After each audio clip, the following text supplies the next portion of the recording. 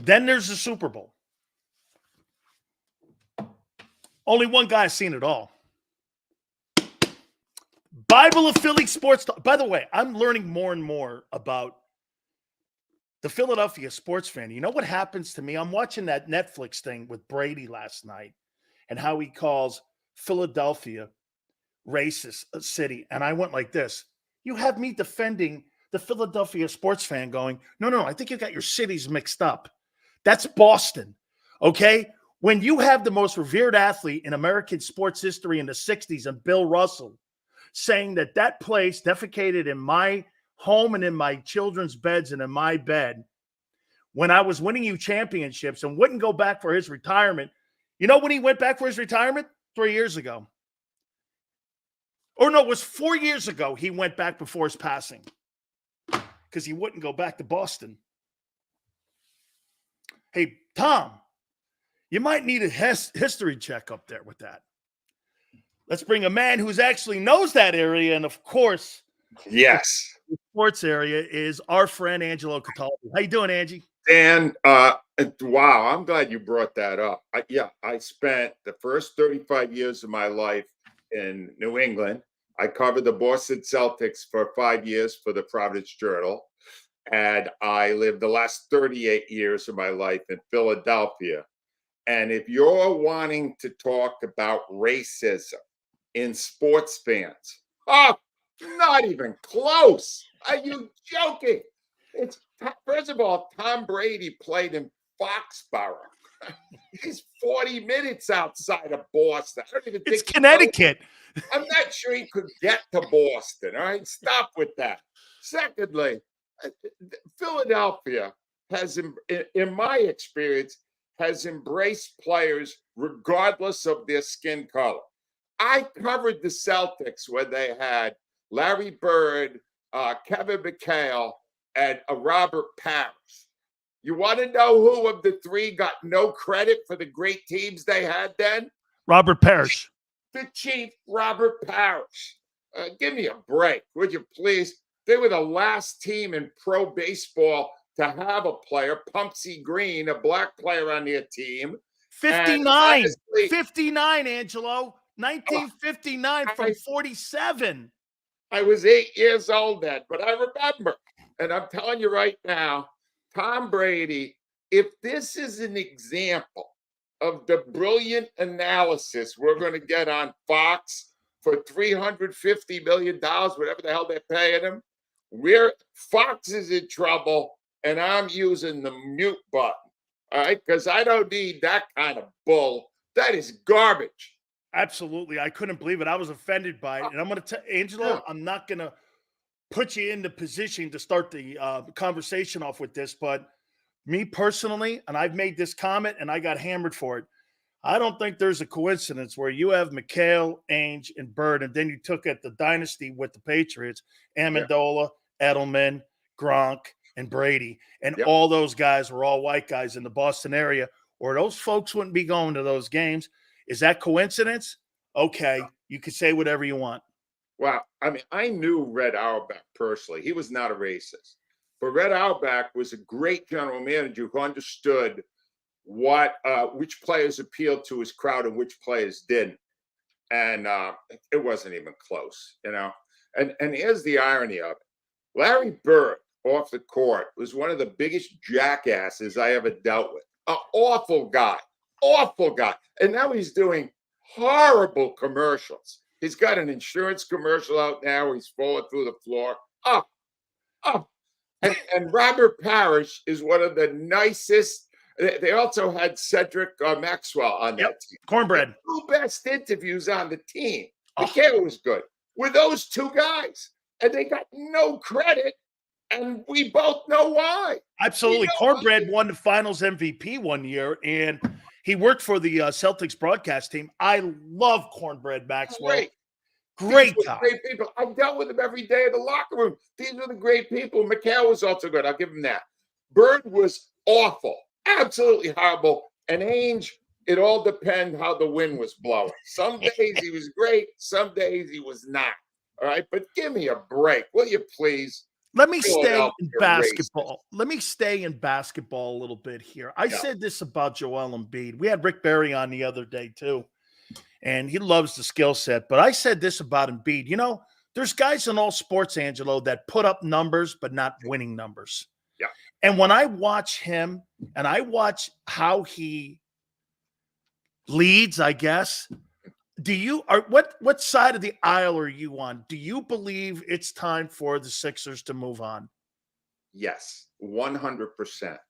And I hate to do that because I'm deferring to one of my feuding brothers at WIP. Howard Eskin for years has been saying this. Howard read it right. The guy's not a winner.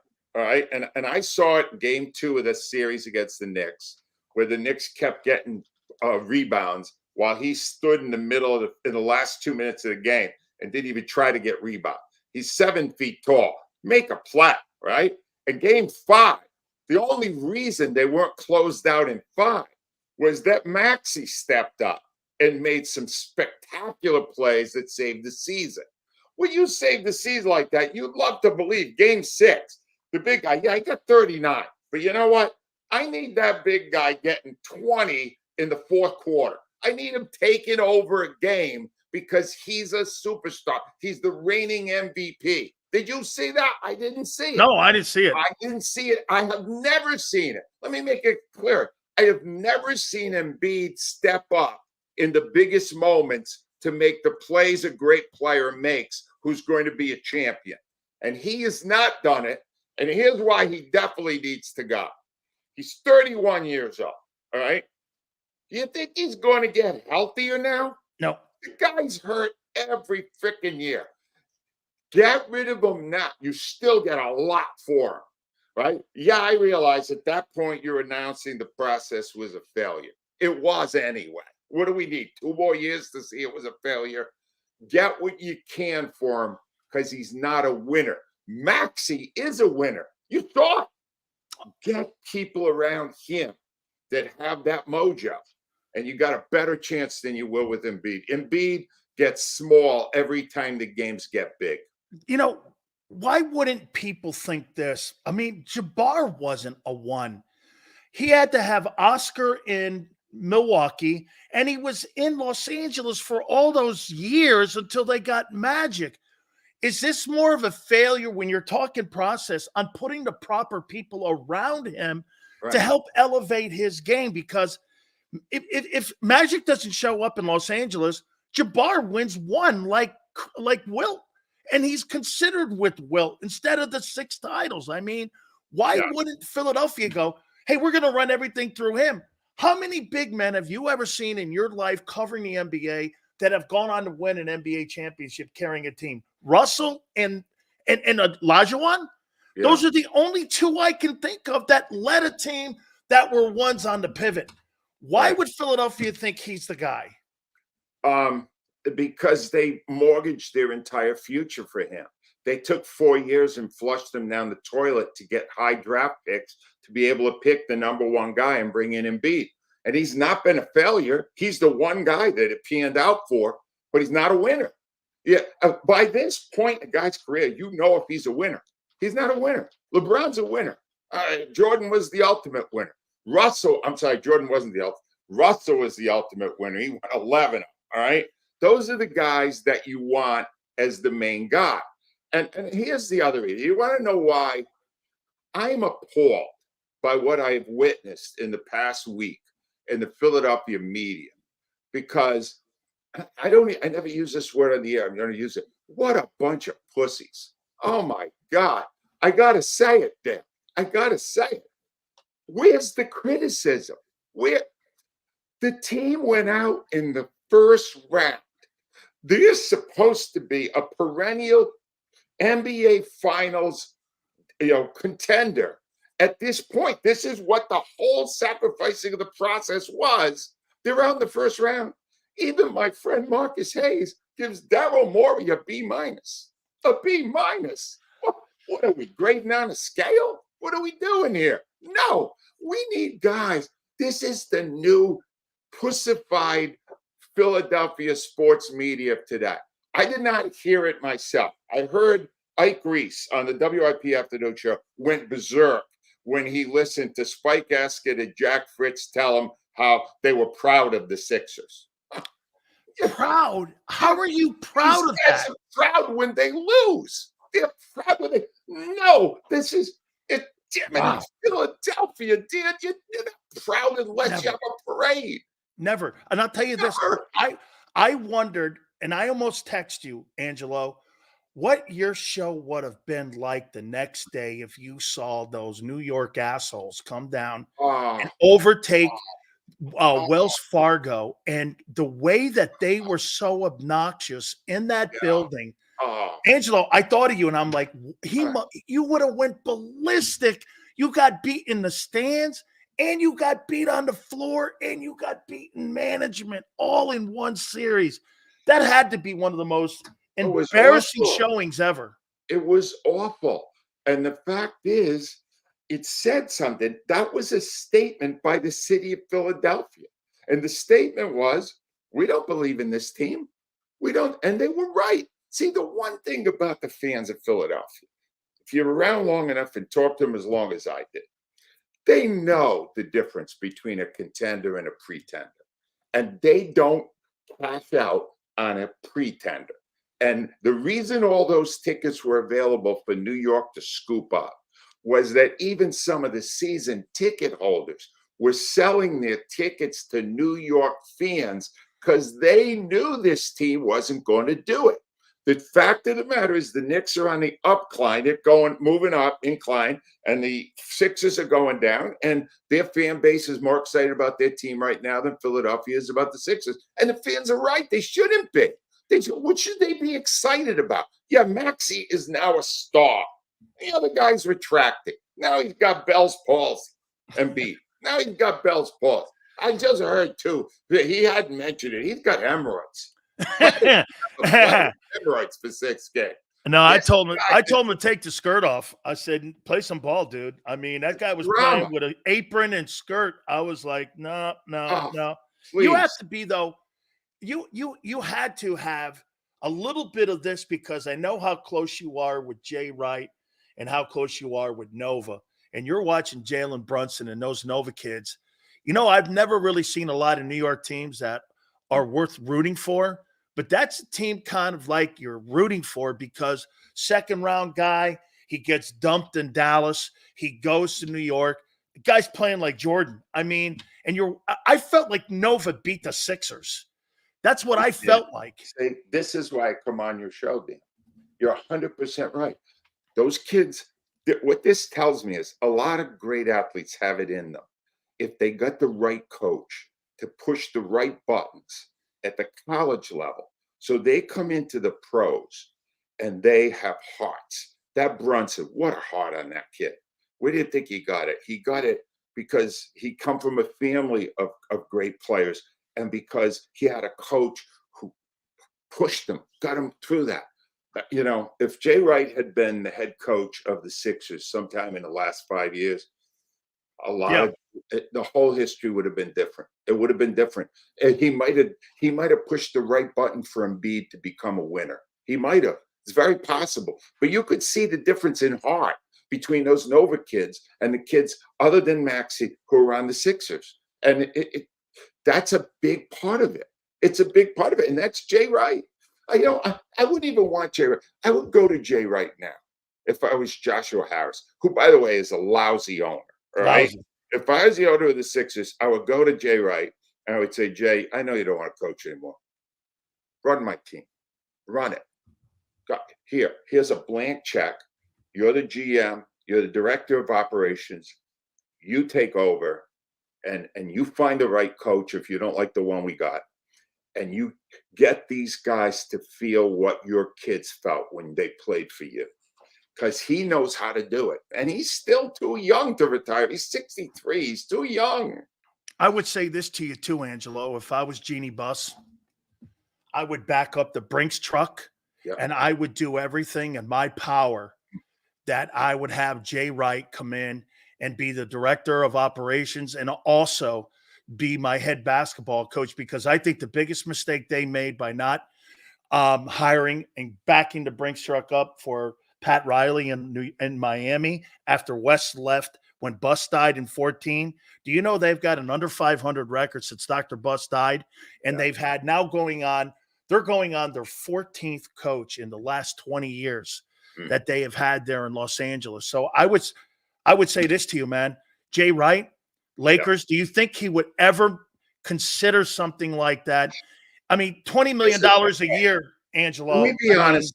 Let's really talk honestly, all right? Because this is what goes through my mind. I watched a lot of Jay Wright because I was watching the NCAA tournament.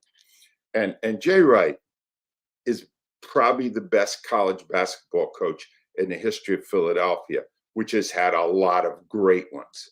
John Chaney, Rolly Massimino, Jim Lynam. St. Joe's guy, too. Tons of them. This is the best of them, right?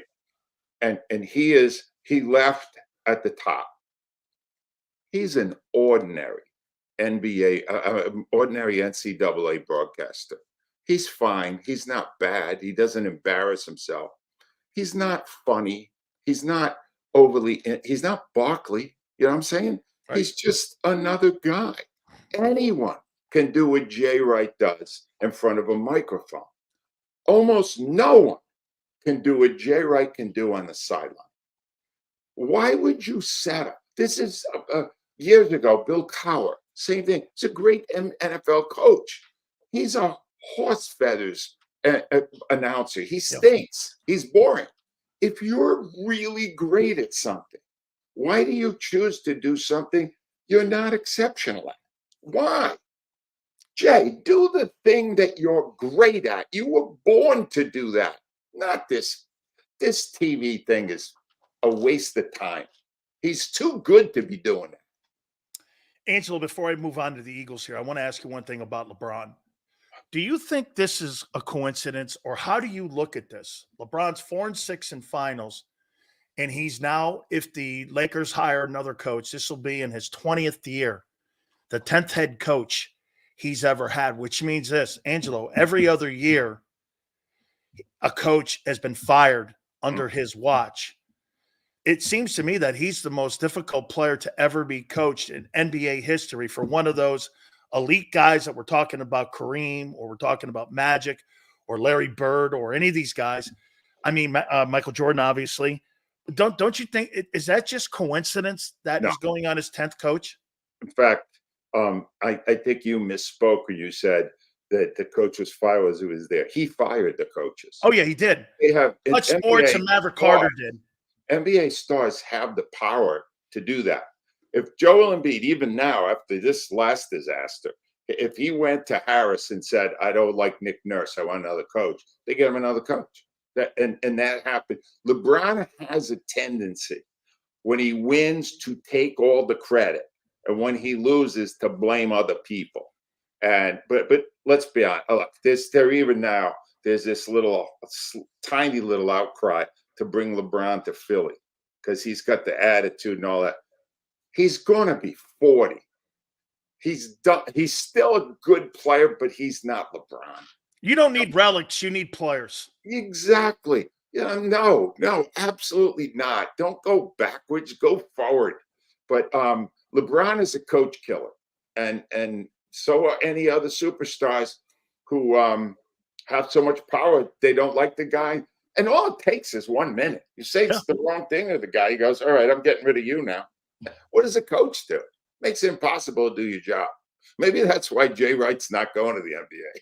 Just right, because he would want a lot of autonomy in that Laker building, and I'm not sure that they would hand him the autonomy. The only guy that's ever really had any kind of autonomy was Jerry West and maybe a little Mitch Kupchak. So I think probably why he takes the easy road, Angelo, in broadcasting. I guess, but you know what? His destiny is to be a coach or to run a team, not to do broadcasting. He's just okay at it. He's nothing special. Let's get to the Eagles here. They got this past weekend. I like how that organization doesn't have players win jobs. They hand out assignments. You know, you hear Fredo Sirianni making the comment that he loves Mitchell. And he's like, oh, my God. I'm like, helmets and shorts, I'd be careful here before you start passing out starting assignments here. Let's wait to see what the guy does in training camp. to me, the preparation, Angelo, is going to be really on what Vic Fangio does with that 34. Do you think him being hired and him being brought in, do you think with the current defensive guys that they got, I haven't asked you really about the draft too much, so your takeaway on that, do you think Vic comes in here and turns that defense back around? No, because it goes beyond grabbing a couple of young cornerbacks who have great potential. First of all, let me start with this. You're much better with these names than I am because I'm retired. Cooper DeJean But and Quinyon Mitchell. The first round pick, Quinyon Mitchell. Howie made a mistake. All right. And I saw the same tape he did on the kid they did take, right? Small school versus big school. Take the big school. Are you listening to him? This is exactly what I said. You don't go with the he looked good in the Senior Bowl. And versus Northern Illinois. Yeah, no. You got a kid from Alabama who's really good and has faced all the best. And Howie's been doing it that way. This is a departure for Howie. He went small school the first couple of rounds, and it's not what he's been doing. And I think he's going to end up getting burned because I want to see the kids that played against the most talented athletes and did it for 30 games or 20 games or however many they played in college, not one game in the Senior Bowl and say, well, then he's a complete shutdown cornerback. I don't know. I don't like what Howie did for that reason. All right. And there were other moves he made that seemed to make sense. Yeah, I read one thing, Dan, that really kind of intrigued me. They said that Howie, more than any other GM, follows the guys on the networks and often is in line with certain of these supposed experts in the draft. And I'm going, well, they always give him A's. Every year he gets A's. He got A's again this year. I don't think he got because he's doing what they want. No, I didn't. I wasn't as happy with this draft. And then I started to look back at the last couple and went, well, the kids in the middle of the defensive line that they got from Georgia, where the hell were they at the end of last season? They kind of, so Howie is getting more credit now than he deserves. All right. That's the first thing. I got to tell you my impression when I was watching Sirianni talk, because Sirianni did his news conference after the draft. And I could think, I kept saying to myself, why is he talking? He doesn't run the offense. He doesn't run the defense. He's not running the special teams. He has virtually no say on the personnel. That's all Howie and Lurie. Why is he even talking? It's not even something he's good at. That's why I call him. He's not even good at that, right? Why am I listening to him? If Fangio wants to do something else, he's doing it. If Kellen Moore wants to do something else, he's doing it. They're not running it by Sirianni is the all-time figurehead in the history of Philadelphia sports. And I got to listen to him tell me how great all these guys are going to be. And I went, well, if they're all that great, why didn't last year, the last 7 games, why was nobody great?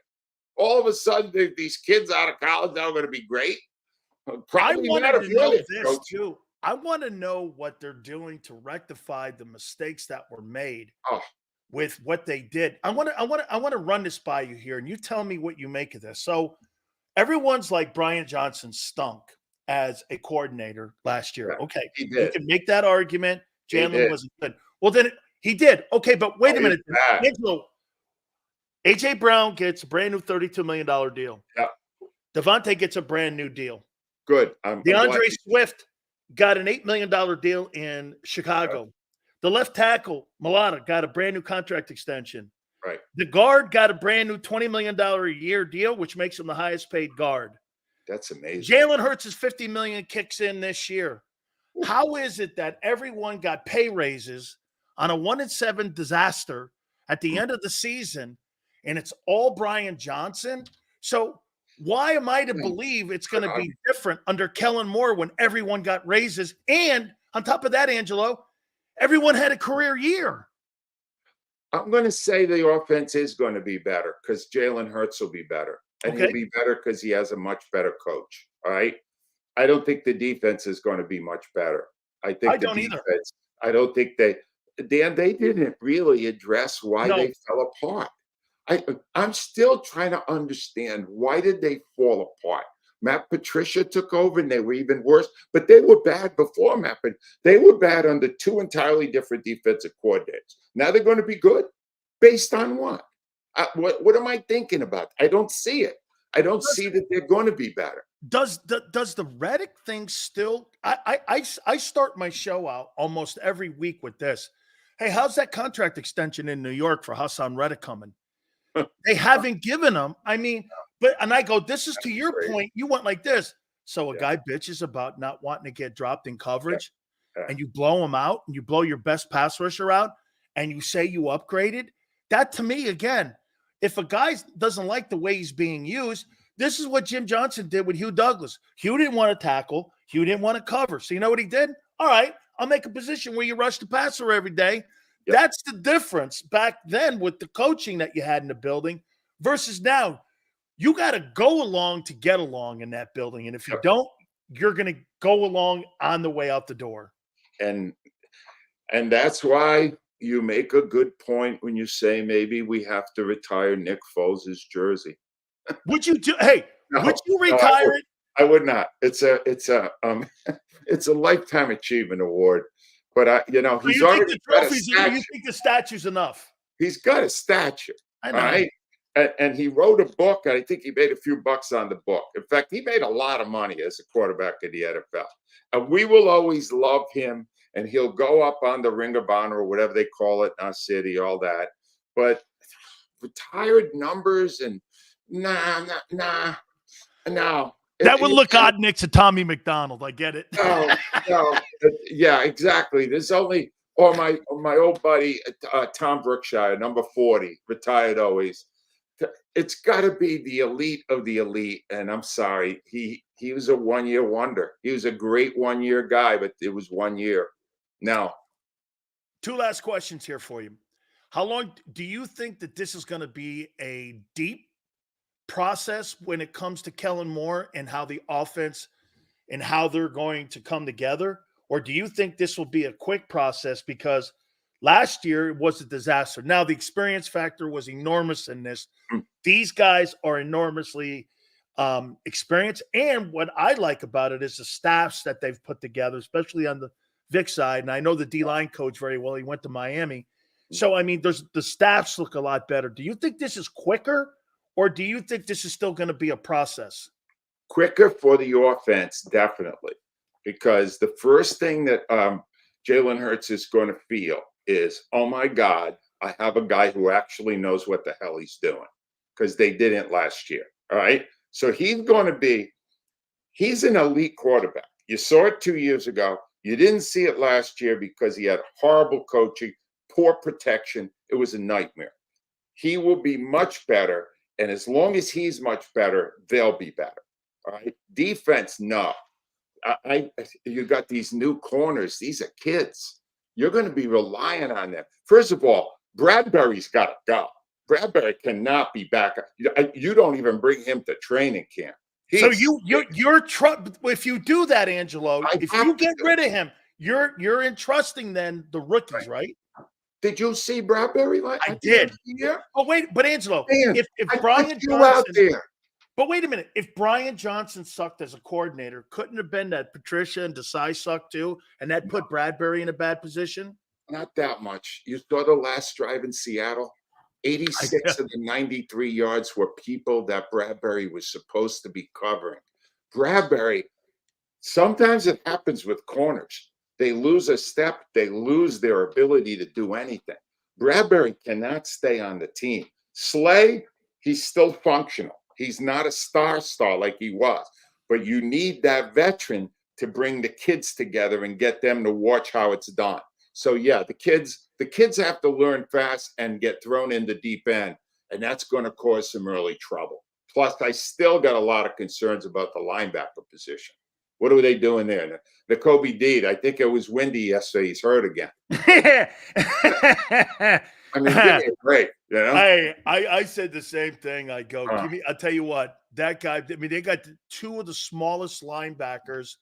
The entire core is actually the smallest. It's actually the smallest group yeah. in the National Football League. And you're going to a 34 Mm, with paper mache Dean yeah, playing inside. I just don't see it.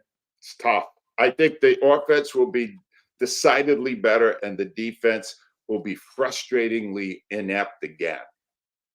How is the audio going with what you're doing with the Yeah, book here? I'm doing a big appearance on Thursday in Chestnut Hill, right where I live. Um, the audiobook, what I learned from doing the audiobook is a lot of the people that listened to my show for 33 years were not avid readers. In fact, I have received emails of people suggesting that they were not able to read. Okay. The audiobook has done very well because a lot of people wanted to hear me tell the story, which is the greatest thing. And it's been the whole book thing has been a great experience. And I'm trying to get them now because you call it the Bible, Yeah. that like in court, when there's court hearings, to use it with the actual Bible. I solemnly swear if I Yes. do an afternoon or morning show at WIP, I won't be a bullshit artist, pussy ass, on air host any longer, and I won't do victory parades for losing. Exactly. I solemnly swear Oh, to Lord Vader, Cataldi. oh, man, seriously, man. I don't want to go back and work, and I'm not going to go back and work. But man, a couple of these guys out there, could they get up here? Could Wow. they get up here in this What media? happened?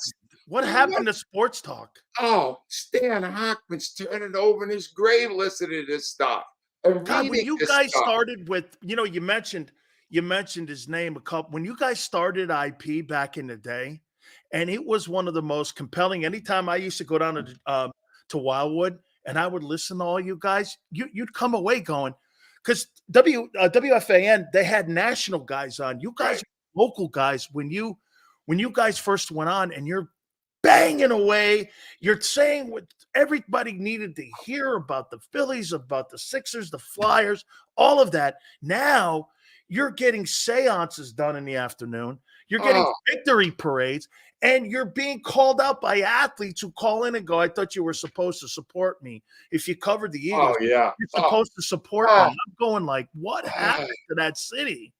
oh. I'm thinking of sending like a crate of chapstick to all the people there because they're all getting chap lips from kissing ass. And it's driving me nuts, Dan. It's driving me nuts. Where's the old style Philadelphia? Take no prisoners. Where Oh is my! it? Well, hey, Angelo, you and me are the last of it, and believe Where is me, do you know they take you out on me, good? um, publicly, figuratively, when it comes to like Crossing Broad, the Inquirer, the Yeah, Eagles. Let's see, the Sixers are now even starting to chirp right. a little bit because I said the Josh Harris process. Give me an arena, I'll give you one Right. and done. Yeah. I'm telling you, Dan, we're the last two voices, and I'm not working anymore, so it's all on you, buddy. Oh But you're God, doing great. the Just keep it weight going. of Angelo. Angelo, tell your wife thank you for sharing you with us, and I appreciate you doing it. Hey, tell the folks about your blog where they can find you, please. Yes, AngeloCataldi.com right now is a brand new website with tons of stuff on it. Every single week, I put on an entire blog posting with all the things that I'm saying here and other places. And it also has a video every week of my TV picks because I do the TV show broadcast. But I love coming out with you, Dan, and I'll never say no. You're the best, man. My God, thank you so much, Angelo. And I know every time you leave WIP, you have to go home and defleece yourself. So I appreciate it. Thank you. Thank See you, you later. Angelo. I appreciate Bye-bye. it. Make sure everybody you get the book here, man. All right. See, it's just me and Angelo. Just me and Angelo. Even, get this, even my own people. Even my own people Sills. Give him just a little bit. No. No. You know the guy in The Godfather who got his heart cut out? Let my son live. Let my son live. No. No. Just a little, Sills. Just a little. No. No. Yeah, I love how Angelo loves Fredo Sirianni. Oh, boy. Unbelievable. One of the absolutely gold mines of content is A.J. Owens and Fredo Sirianni. It doesn't get better with that. We don't like this a million times. I'm not sure what that is, okay? Fredo. Hey, Sue. Fredo Sirianni. Hey, Nick. I know it was you. You fired Desai. You fired Brian Johnson. You fired Matt. And you lied in Seattle. I know it was you, Fredo. I know it was you. All right. I'm going to take a look at the NFC East. And massive questions in each and every single one of those is those guys were also in rookie mini camps this past weekend. So we will talk about that. Gary Cobb will join us. He was at camp. That'll be at 4:30 Eastern. Please hit the like button. Xander, what are we at right now, by the way? Where are we at on the like list here? We're after 2 hours here. I want to get to 250. Where are we on the like list? Like to know where we are on that like list right now. Let's see where we are. 129. All right. Got another 2 hours. Need another 129. So 130. Sue, help us out here. We're halfway. We're halfway. This is good to start a Monday off. Big Sills is out tomorrow because I got to go. Trust me, I'd rather be with you because I got a lot and a long day tomorrow. I'm moving my kid from college. So trust me, I'd rather be with you. Okay? I would. I'm not kidding because I got a lot of lifting tomorrow. So 250. Hit the like button. Keep it here, National Football Show. If you missed any of today's show on the JAKIB Media channel, listen to the podcast on your way home. Available on YouTube, Apple, and Spotify.